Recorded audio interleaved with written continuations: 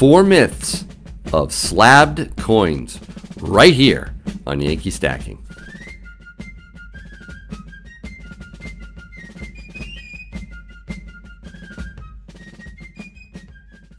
Hey everybody, thank you so much for watching Yankee Stacking. Boy, I really appreciate it when you watch my videos. I appreciate it when you leave comments, like, subscribe. It's all good. Thank you so much. Also, don't forget to check out the description of this video for some really cool links. Now, before I launch into this, let me just say I am not a professional advisor or even a coin collector. Neither am I an expert at slabbed or graded coins. These are just my opinions, guys. So let me just tell you what I think are the 4 myths of slabbed or certified coins. And then maybe I'll stick in a bonus myth at the end, so stay tuned. You know, slabbed coins or certified coins have really revolutionized the market. It fundamentally changed the way people buy and sell coins. It started back in the 80s. I remember when these things first came out. I was a teen, and I remember seeing plastic around these coins, and I'm like, how do you open them? How do I get into my coin? Even back then, Yankee wanted to touch his coins. But, you know, it really did help a lot when these came out. I think it was 1986. The Professional Coin Grading Service, or PCGS, was the first to come out with these sonically sealed hard plastic holders that with a tamper-evident hologram right here. Isn't that cool? Right there. Yeah, you can see it. This one actually is from Numismatic Guarantee Corporation of America, or NGC. NGC, PCGS, those are the 2 most popular grading services, widely trusted. And, you know, before they came out, there was a lot of controversy over grading. It was plaguing the market prior to the 80s. And when they came out with these, it really did ease the crisis of confidence that had spread throughout you know, the coin collecting community.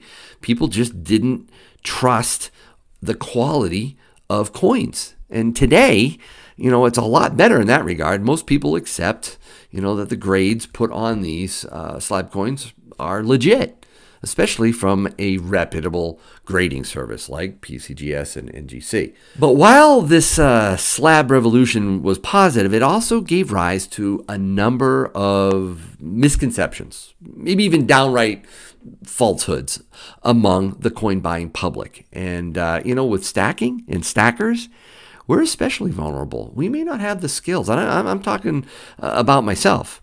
You know, Yankee doesn't do a lot of this stuff at all. I avoid slab coins primarily, and I'm going to tell you why. But, you know, we as stackers need to be careful we're not taken by some of these myths. So here are the 4 myths.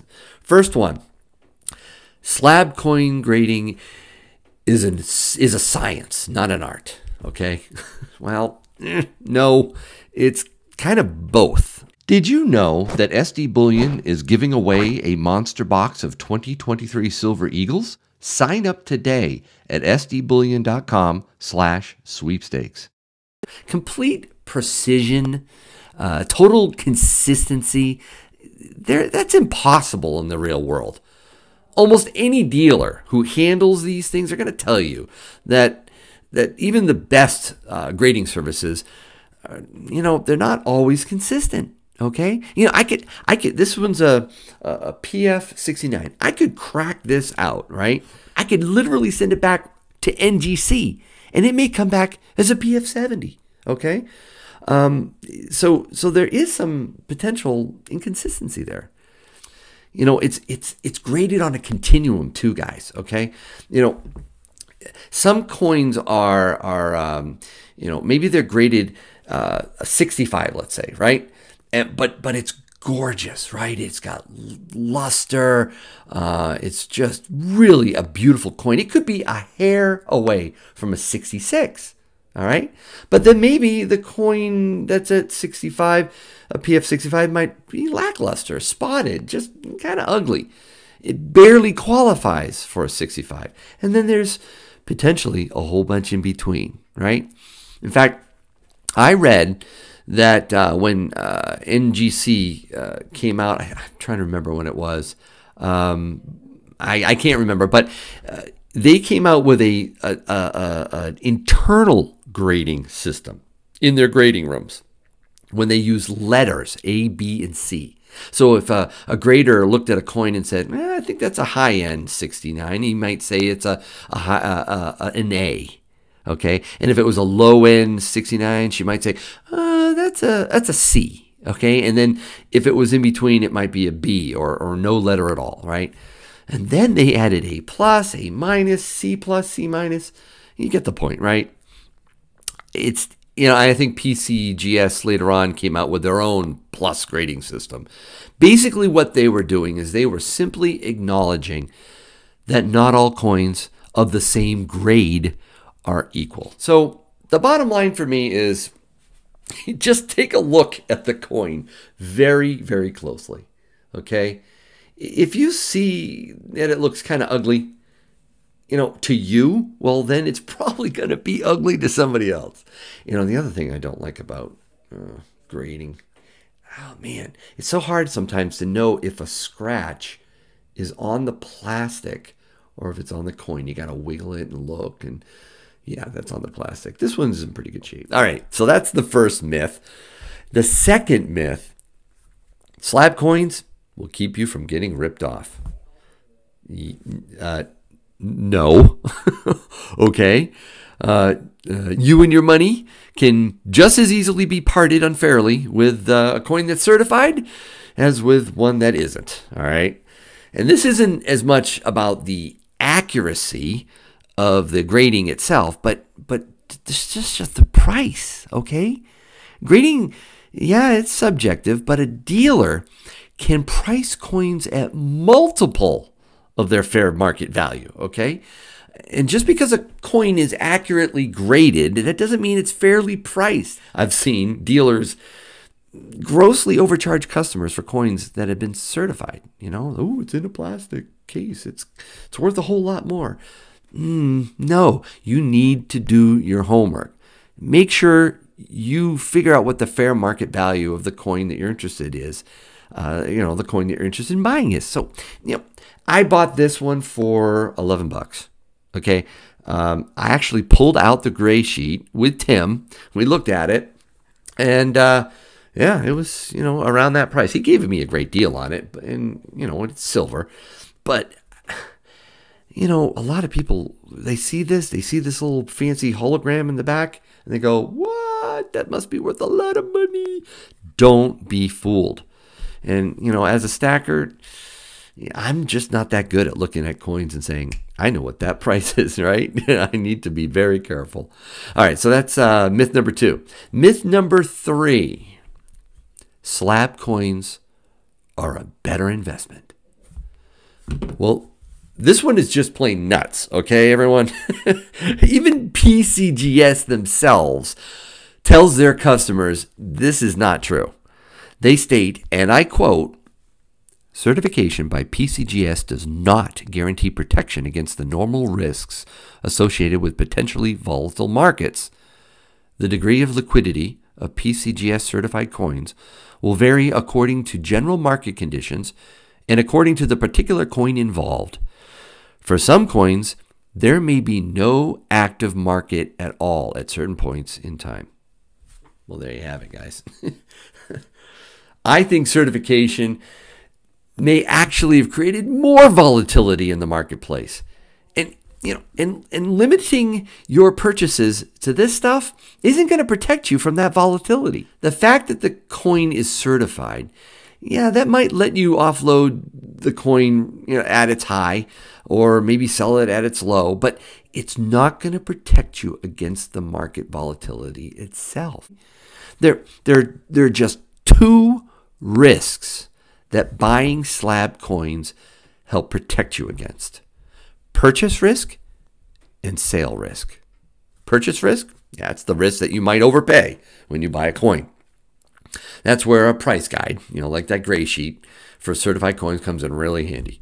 And the sale risk is the risk that you might be offered less than what the coin is worth when you go to sell it. That's it. That's it, guys. All right. Certification doesn't, make coins a better investment, but it does eliminate some of the risks associated with buying and selling your coins. So for me, I don't sell my coins. I don't really, get into this because I stack. I keep my coins and never sell. So I don't buy much of this stuff. All right, so that's myth 3. Myth number 4. Slab coins are always worth the fees. The argument is, well, inexpensive slab coins are always worth at least as much as the fee you paid to get them certified.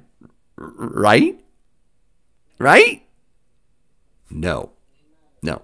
This is a myth that catches a lot of people. In fact, can cause you to lose money. Many new investors buying, inexpensive coins feel comfortable paying $40, $50 a piece for these coins because that certification represents, that markup, I should say, represents such a modest increase over the certification fee, right? They assume that, since the slabbing fee was, $25, say, or 25 bucks. They're just paying $15 or maybe $25 more than that. Oh, they must be getting a good deal, right? So if that wasn't slabbed, what would it run me for just the silver? Probably $11. Somebody had to pay $20 to get it slabbed. $20. No. The fact is, coins can and do change hands for a lot less than the amount of the certification fee. So, bottom line, folks, guys, you're buying the coin. You're not buying the plastic. Okay? You should never pay more than what the coin's worth. Just be careful. You may pay, $100, $200 to get a thing graded and just end up with that. A PF69, right? You can get a discount sometimes, and if you do a lot of volume, I'm sure it's a lot less than that, but I just don't like fees, so I rarely, if ever, get something certified. I avoid it. Now, before I give you a bonus myth, let me tell you a reverse argument. 2 reasons why you actually might want to have a coin graded. The first reason is if you're flipping it, okay, and there's a market for highly graded coins. If that's the case, I might take a shot at it. Back in 2018, I bought the Palladium Proof. I flipped it. I thought about getting it graded. International Stacker was like, dude, get it graded. Get 2, 1 graded, 1 not. I didn't do it. I could have made a few more $100, I'm sure, if I had, but that's one reason why you might want to get a coin graded. You're flipping it. And there's a market for it, okay? And the second reason why you might want to get it graded, and I asked Tim, my local coin shop dealer, about this, and this is what he told me. He said, if you have a rare numismatic coin, certification can really make a lot of sense. Again, it's around the trust.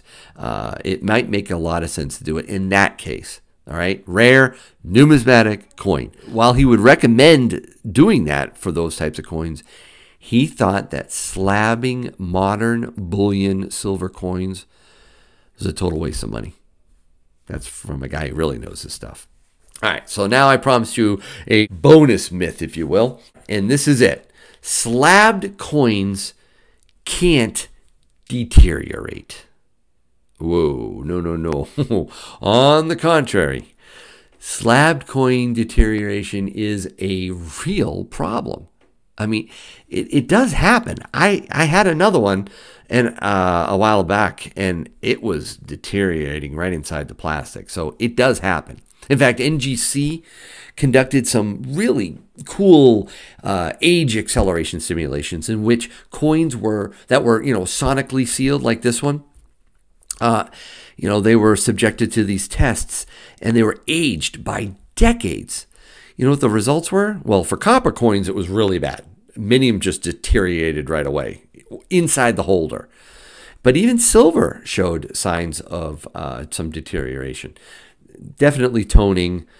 Obviously, milk spotting is an issue. Moisture can get in here. They can permeate the seal rather easily. all right? And in a sense, it can choke them inside the holder. It's a real problem. It's something that I think a lot of people are going to see over the next few decades. But frankly, let me just say, there is nothing more frustrating to me than to see a slabbed piece of silver just start tarnishing up, form milk spots, just start to really look ugly. I mean, tell me in the comments if you agree with that feeling. Well, that's about it. Thank you so much for watching this video. Thank you for subscribing to my channel. I really appreciate it. Again, check out the description below. Leave a comment. Tell me what you think about slabbed certified coins. I'd really like to know. And, well, as always, I hope your day is A-OK.